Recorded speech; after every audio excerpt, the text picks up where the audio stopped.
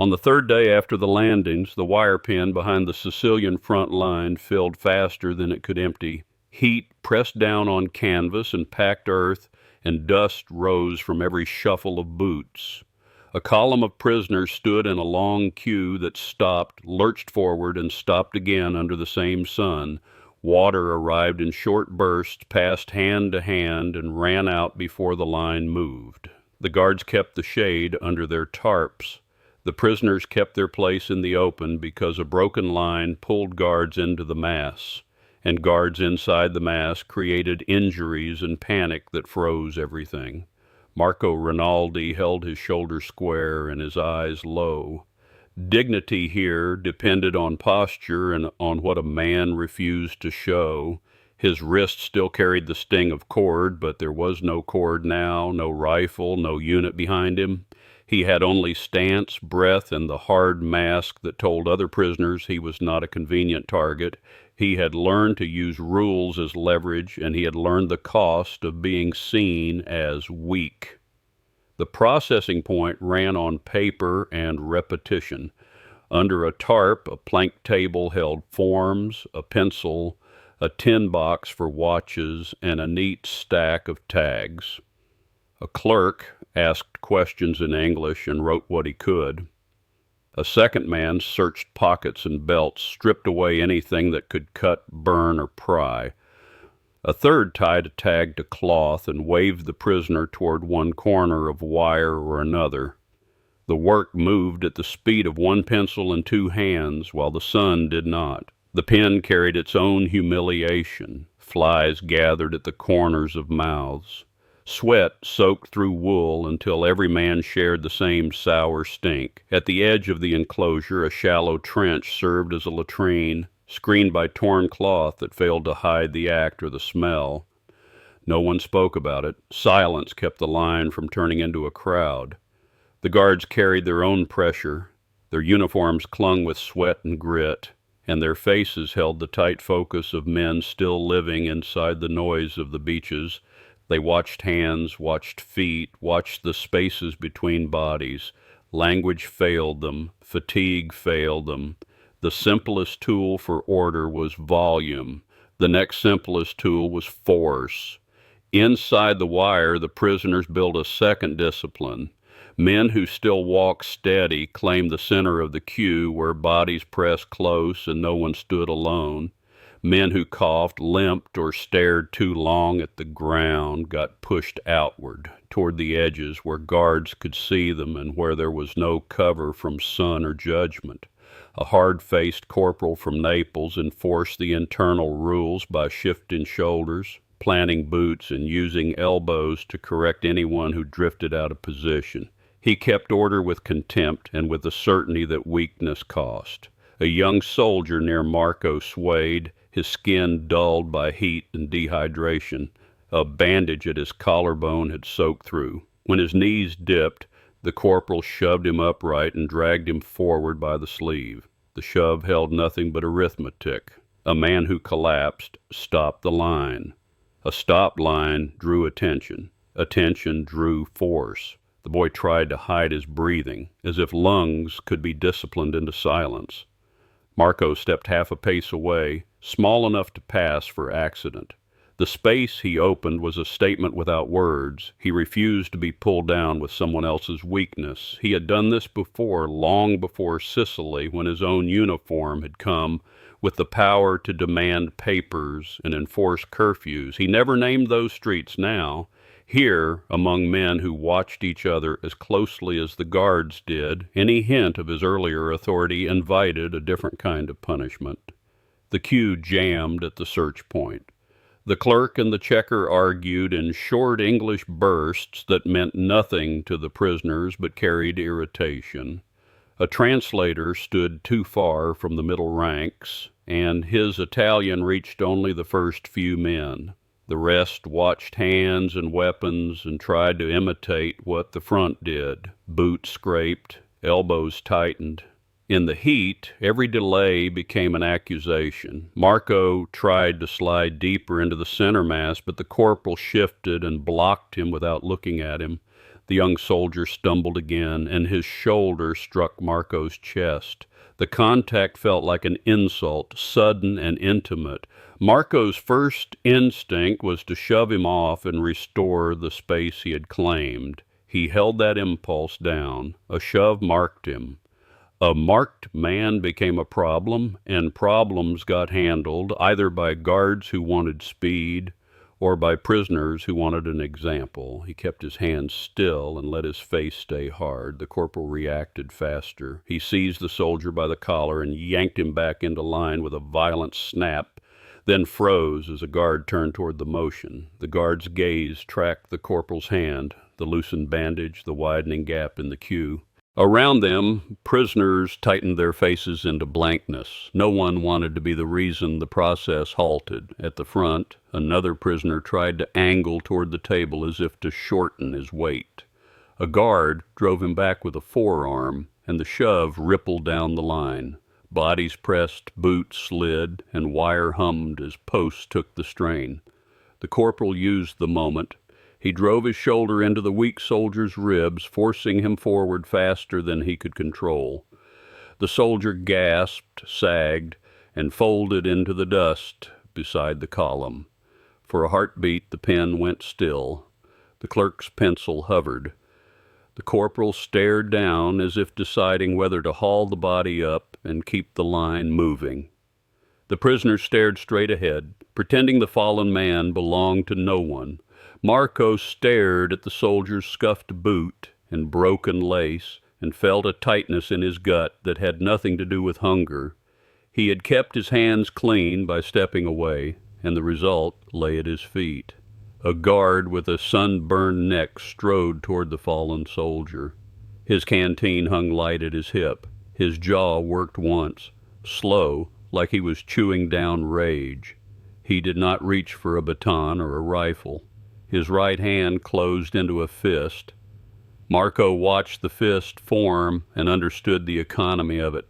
A punch required no translator, no paper, no delay. It required only anger and the belief that anger solved problems. The corporal stepped back, yielding space. Men on either side pulled their elbows in, making room without appearing to move. Marco stayed locked in his posture, the only defense he had left. The guard lifted his fist, and the shadow of his arm crossed the soldier's face as the wire pen held its breath. The guard's fist rose through the heat, and the line held its breath in a practiced way, as if fear itself belonged to the processing. The fallen soldier did not lift his head.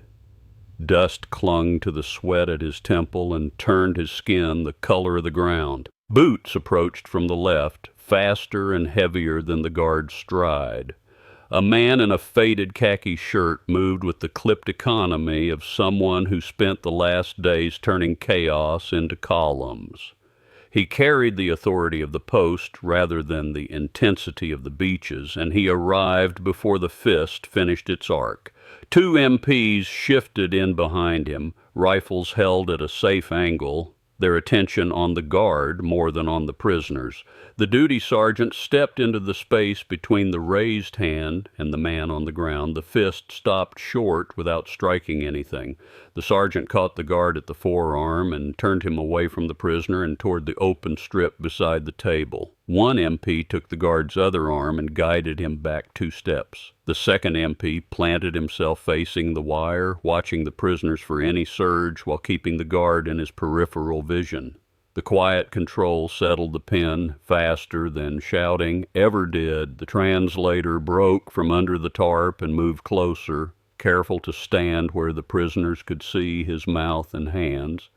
The sergeant issued a brief order that set the boundaries of the site in plain terms. The translator delivered it in Italian, loud enough to reach the middle ranks. No one was to strike, shove, or humiliate a prisoner. Any handling happened by procedure, by assigned men, and in view of the chain of command.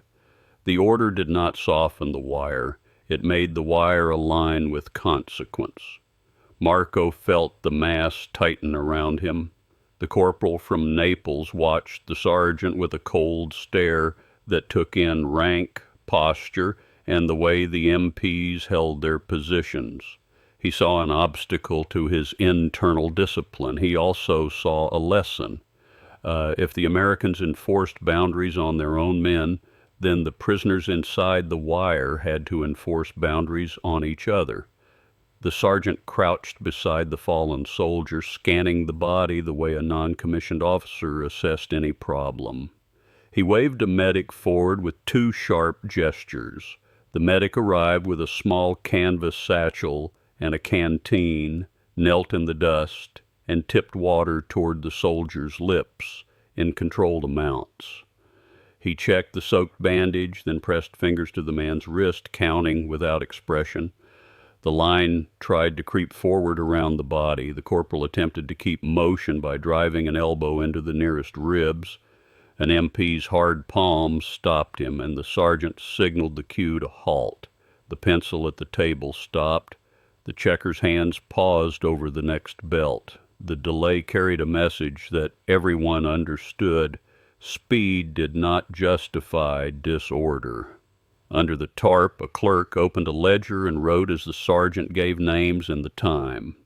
The guard who had raised his fist stood rigid, eyes fixed beyond the wire, his face set in resentment. He did not argue. The sergeant did not debate. The system recorded the moment and returned to work. A second orderly joined the medic. Together they lifted the weak soldier by the arms and carried him to a strip of shade beside the tarp, where a few men already sat, tags dangling from their chests. The soldier's boots dragged through dust and his head lolled, but his breathing steadied as the shade cut the sun. The medic set him down against a post, loosened the bandage, and began a quick check for shock and dehydration.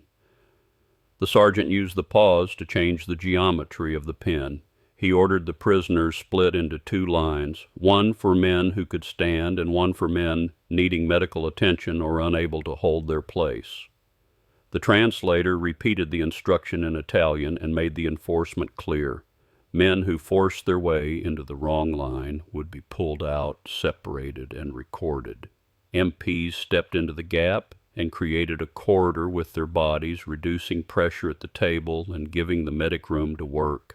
Water distribution changed with the new arrangement. A tin bucket appeared under the tarp, and an orderly poured measured amounts into cups that moved down the line, one by one.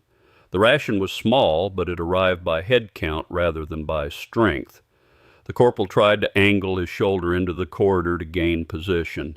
An MP blocked him and forced him back without striking him. The corporal's jaw worked, and he swallowed the insult.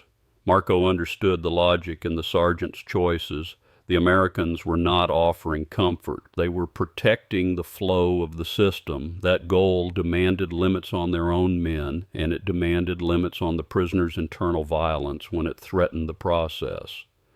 The restraint sharpened the enclosure into a controlled space where every movement had an owner and a cost.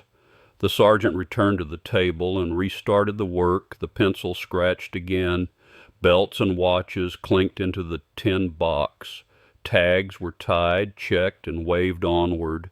A prisoner who tried to conceal a small blade was pulled aside, searched again, and sent back to the end of the line. The punishment was procedural, and that made it cold. Inside the wire, the corporal began a new kind of pressure. He moved among the men and spoke under his breath in Italian, keeping his words low enough that the translator could not carry them. He used brief phrases and looks that measured loyalty and posture and silence. Men who shifted their weight toward the medical line received a shoulder and a glare. Men who showed concern for the fallen soldier got reminded, without spectacle, of what happened to men who drew attention. Marco kept his face blank, but the old mechanism tightened in his chest, the instinct to survive by aligning with whoever enforced order. The corporal's order was immediate and intimate. The American's order was distant and impersonal. Between them sat the weak soldier in the shade, breathing alive, and now an object of resentment. When Marco passed close enough to see the medic's hands, he saw cracked lips, a tremor in the fingers, and a stare that fixed on nothing as if relief itself was another trick. Marco looked away at once. Pity showed on a face before it became an action, and action invited consequences. The guard who had raised his fist returned to his post at the wire under the sergeant's eye. His shoulders stayed tense. He avoided looking at the prisoners as if refusing them even recognition. The sergeant watched him the way he watched everything else, with a calm that left no opening for anger to spill. Marco's tag was tied on at last, and he was directed to a corner reserved for men already processed, waiting for transport and further sorting. The sun dipped toward late afternoon, but heat still clung to the ground. He sat with his back to the wire and listened to the pen settle into a harsher quiet, one enforced from both sides. Across the enclosure, the corporal moved like a patrol, counting loyalty by who stood where and who kept their eyes forward. His gaze passed over Marco and lingered a beat longer than before. Marco held the look and gave nothing away. The fist outside the wire had been stopped. The hands inside the wire were still free. The processed corner offered no relief, only waiting in a different formation.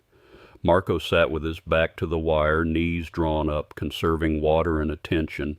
Men around him shifted in the dust and watched the plank table and the MP corridor as if staring could pull their bodies forward. The pen kept filling. New prisoners arrived in uneven clumps from the inland roads and the direction of the beaches, uniforms stained with salt, sand, and crushed stone.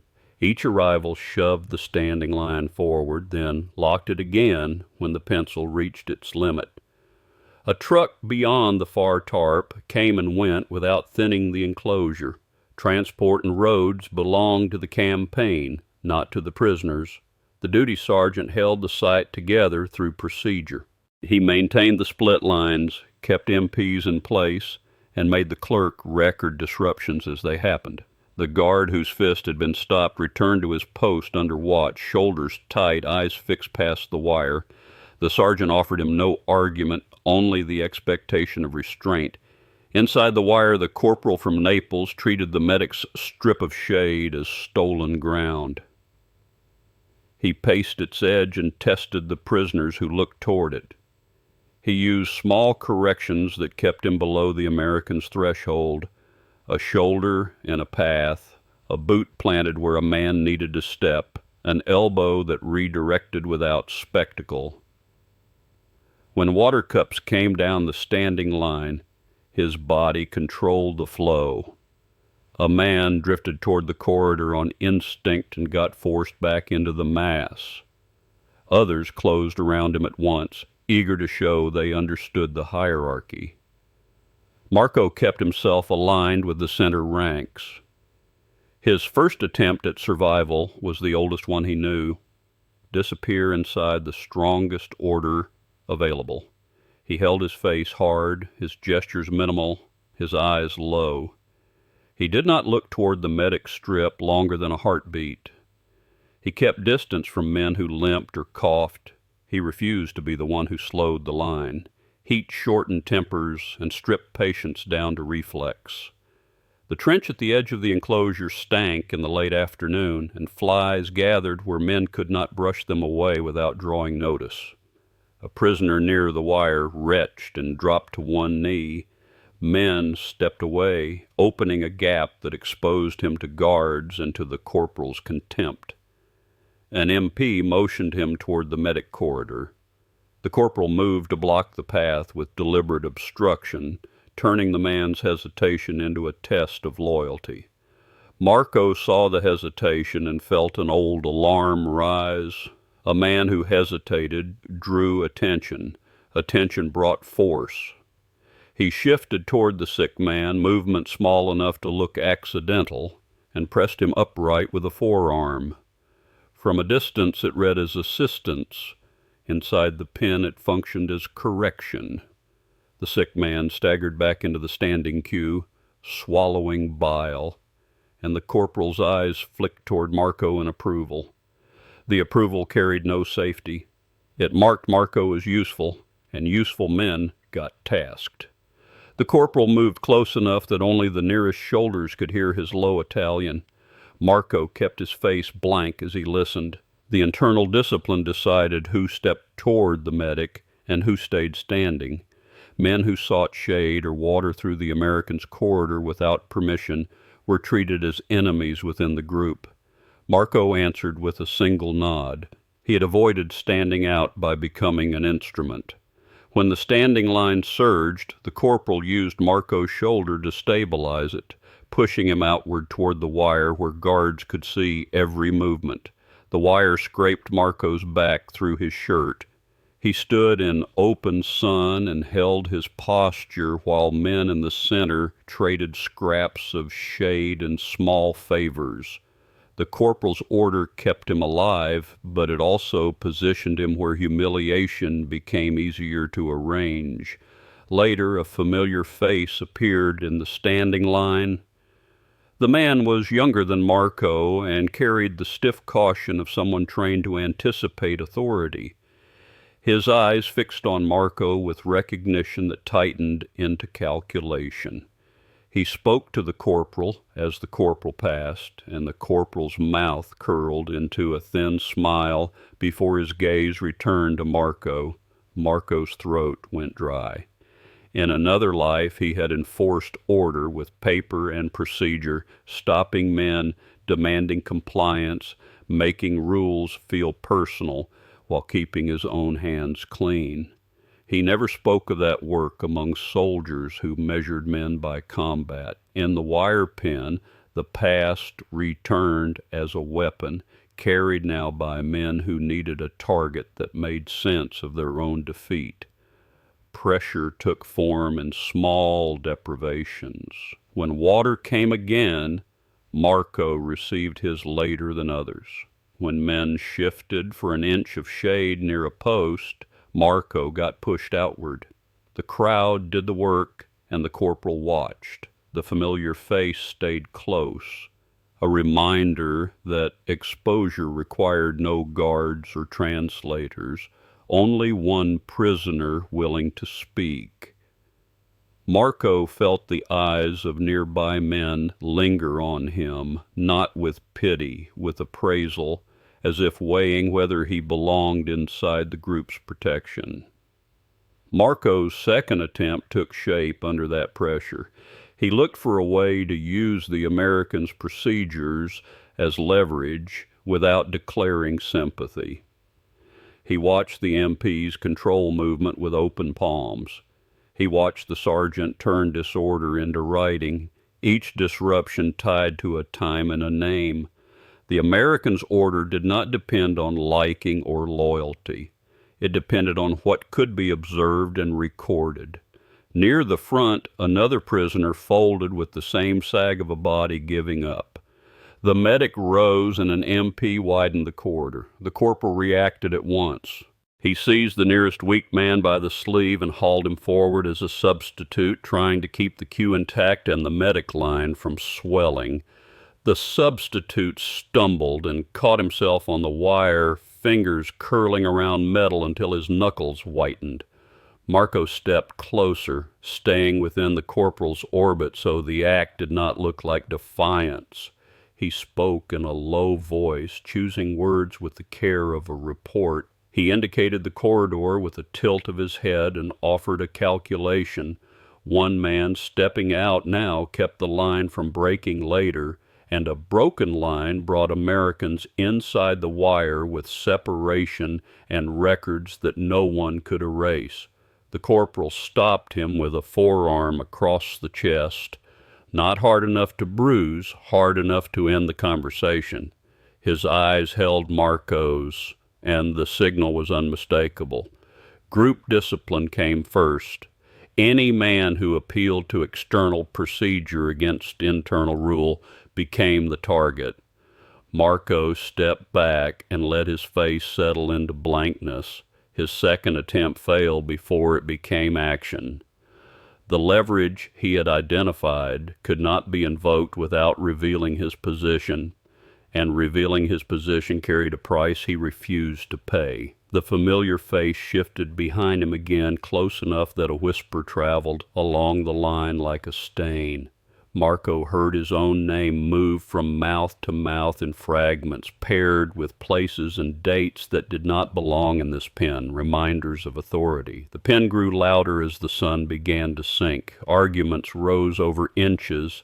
The corporal tightened his hold and set two able-bodied prisoners near the medic strip as watchers, their job to discourage any drift toward shade without permission.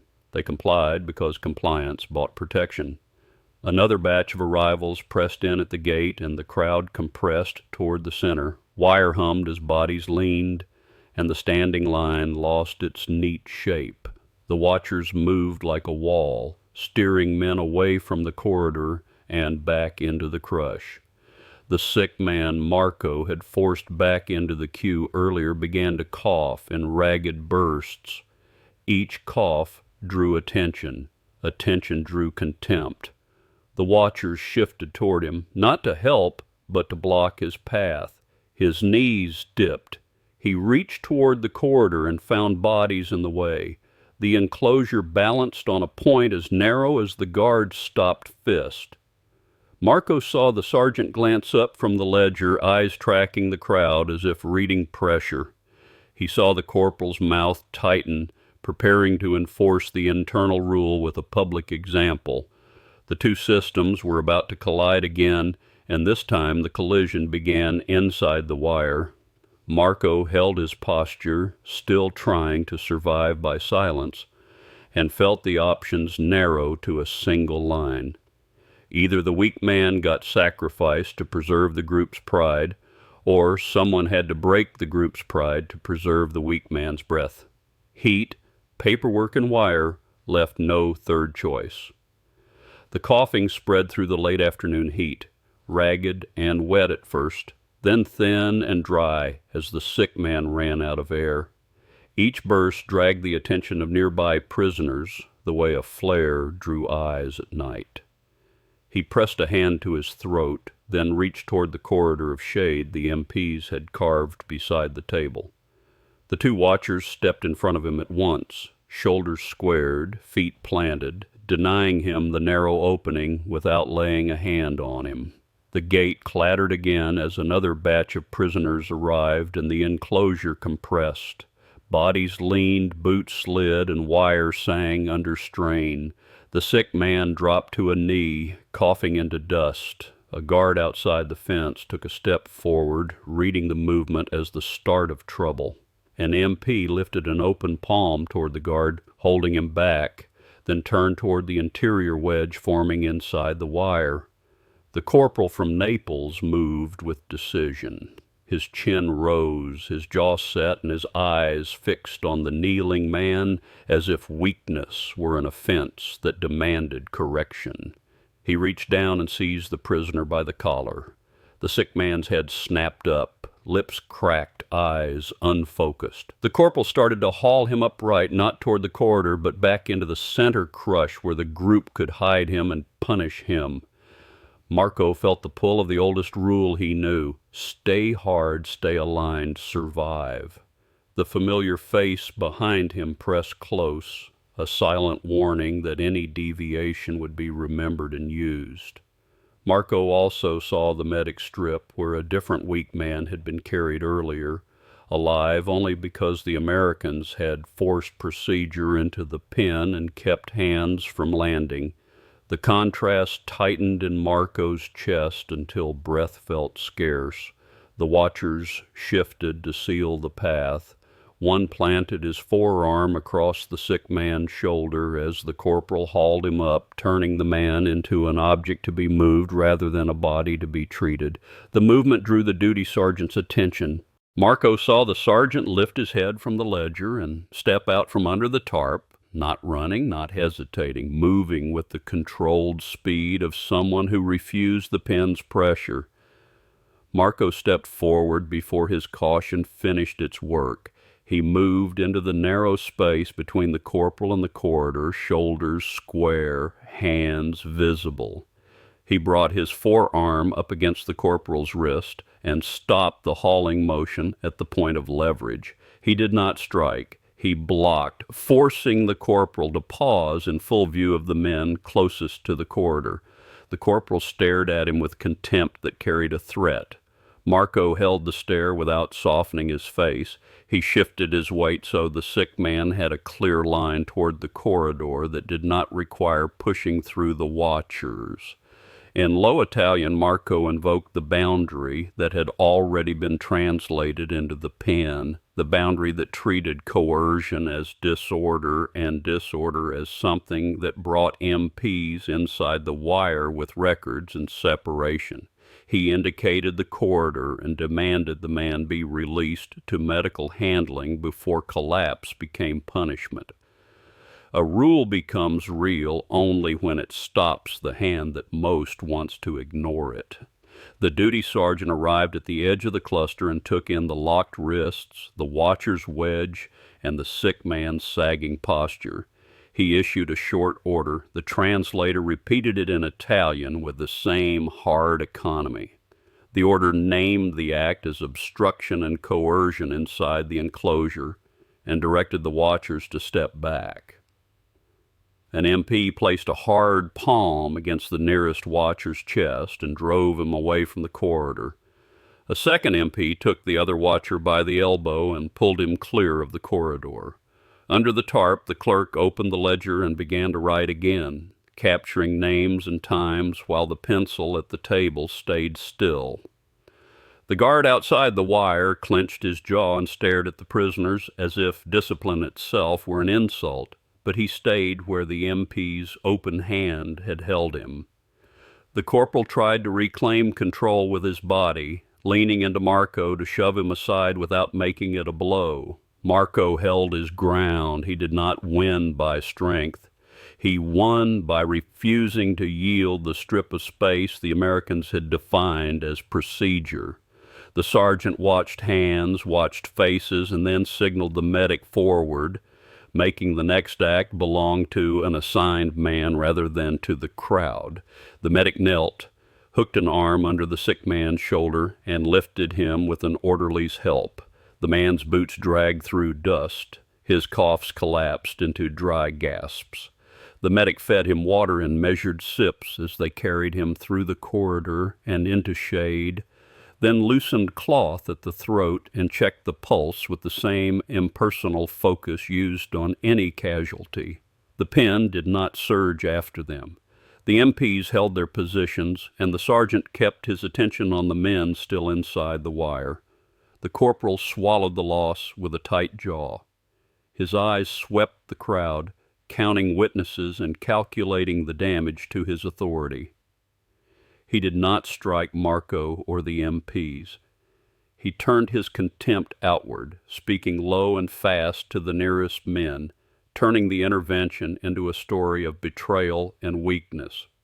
Heads turned toward Marco with a new evaluation. The familiar face behind Marco murmured, and the murmurs traveled in a thin current, stitched together from fragments of Marco's past and the present need for someone to blame.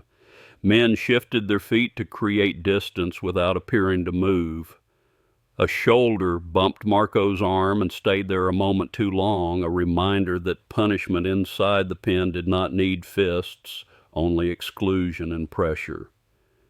The duty sergeant did not ask Marco what he wanted. He did not thank him. He treated Marco as another variable that had to be controlled so the process could continue. He directed the MPs to separate the cluster. The corporal was guided back toward the center ranks without ceremony. The two watchers were pulled to the side near the table, close enough for the clerk to take their names and for the ledger to turn talk into record. Marco was moved as well. An MP pointed him to a narrow strip along a secondary fence line, away from the corporal's reach and away from the medic strip where resentment gathered. The relocation was not framed as protection, it was framed as containment, a way to prevent internal discipline from becoming a mass event that would halt processing and draw more guards into the wire. Marco sat where he was placed, back straight, eyes forward, refusing to look at the men who stared at him with open hostility. The sun slid lower, but heat still clung to the ground, rising from packed earth and waves. The water bucket moved again down the standing line, rationed by head count. When the cup reached Marco's new strip, the orderly poured without pause and moved on. Under the tarp, the pencil resumed its scratch, and belts and watches clinked into the tin box. The cue reformed and began to move again at the speed of paper. Across the pen, the corporal resumed his slow patrol, rebuilding authority with looks and small corrections that stayed below the American's threshold. The sick man remained in shade under the medic's hands, breathing shallowly, alive in a way that felt to many like an insult. Marco felt the new constraint settle on him with the weight of certainty. He had acted without pleading and without softness, but the act itself stripped him of alignment, the only shield he had used all day. The boundary had been enforced. The weak man had been extracted. The process had continued. The cost had shifted inward, onto Marco's place among his own, and the pen's harsh quiet made room for that cost to grow. Night came without cooling the pen. The sun slipped behind low hills, but heat stayed in the packed earth and rose through the wire. Under a dimmed sky, the duty sergeant kept the same geometry. 2 lines, 1 corridor, 1 table, 1 ledger. The pencil still moved. Names still became marks. The sick man in the shade took water again, then a thin biscuit pressed into his palm by an orderly who did not pause. The medic tightened the bandage and wrote a note on a tag, folding it once and tying it to the man's shirt. The note mattered because it traveled with the body and forced the next post to see what this one had seen. Marco sat where the MP had pointed him, close enough to the secondary fence to feel its vibration, when men leaned far enough from the center ranks to be treated as absent. When water cups came down the standing line, hands ahead of him took their share and did not look back. When the column shifted for space, shoulders turned to close gaps that would have admitted him.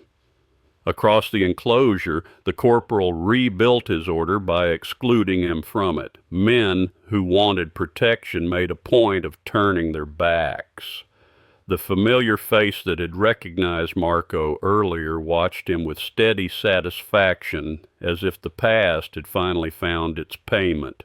The duty sergeant did not change his tone or his rules. An MP stopped a guard who stepped too close to the wire, opened palm up, and the guard halted. Another MP pulled a prisoner out of the standing line when he tried to crowd into the corridor, and the clerk wrote the name down without comment. The system refused both shortcuts, the violent one and the loyal one. A truck backed to the far tarp and took the first group of processed men. The sick man was lifted into its bed with the medic's help, handled the way equipment was handled when it had to arrive intact. He turned his head once toward the wire and then away, conserving what little strength he had left. Marco kept his face hard. In this pen, any sign carried a second meaning. When the truck rolled out, dust rose and settled over the prisoners who remained. The corporal's eyes crossed the distance to Marco and held there, promising attention later outside the American's corridor and beyond the clerk's ledger. Marco met the look and did not lower his gaze. He had lost the shelter of alignment. The boundary had been enforced, and the knowledge stayed with him like a hard object under the tongue.